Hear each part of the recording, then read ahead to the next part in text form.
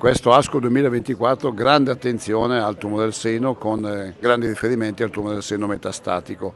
Ne parliamo con la professoressa Lucia Del Mastro, direttore dell'oncologia medica dell'ospedale San Martino di Genova. Professoressa, quali novità e quali vantaggi concreti per le pazienti? La novità più importante riguarda sicuramente lo studio Destiny Breast 06 che conferma l'enorme efficacia del farmaco trastuzumab deruxtecan, che aveva già dimostrato la sua efficacia nella malattia ER2 positiva, nella malattia cosiddetta ER2 low, già trattata con almeno una linea di chemioterapia. Lo studio presentato dal professor Curigliano qui a Chicago mette in evidenza la possibilità di utilizzare questo farmaco nelle pazienti con carcinoma mammario metastatico e recettori ormonali positivi con un'espressione bassa o cosiddetta ultra low dell'ER2 e trattate con massimo 2 linee di ormonoterapia precedenti.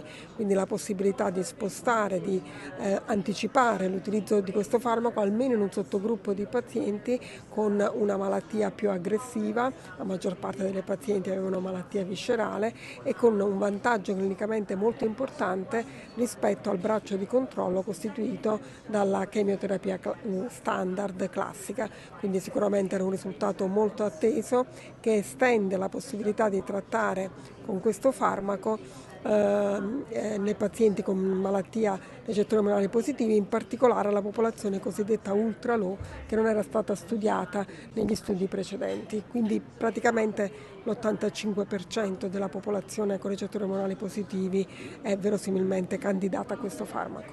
Si parla sempre di più dell'utilizzo della biopsia liquida anche nel carcinoma mammario, è così?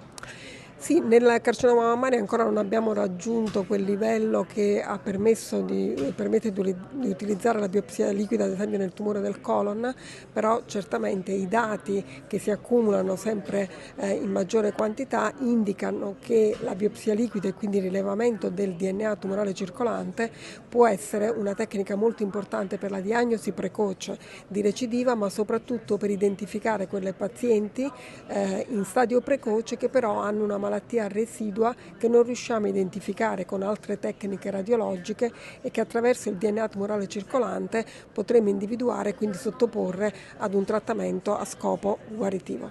Sempre di più si pone l'attenzione anche alla qualità di vita delle pazienti. Assolutamente, si è discusso molto anche nella relazione della Presidente dell'ASCO sull'importanza delle cure palliative, sull'importanza della qualità di vita e ormai credo che anche le società scientifiche abbiano sancito che l'efficacia dei trattamenti va valutato non solo in termini di prolungamento della sopravvivenza ma anche in termini di miglioramento della qualità di vita, che è un endpoint altrettanto importante rispetto agli endpoint classici. In questo ASCO 2024 grande attenzione anche a un tema a lei molto caro, quello della preservazione della fertilità.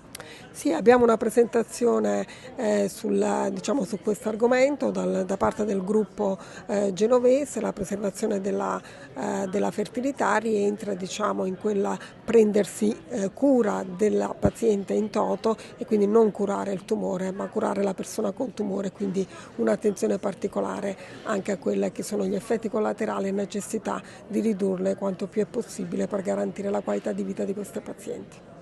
E studi che parlano italiano a 360 gradi, il ruolo dell'Italia anche in quest'ASCO 2024 risulta determinante. Assolutamente, abbiamo una bella rappresentazione dell'Italia nelle comunicazioni orali, a parte il Destiny Breast 06 che è stato presentato dal professor Curigliano. Il professor Lambertini ha presentato dei dati che giusto appunto riguardano la prognosi delle pazienti con mutazione BRCA.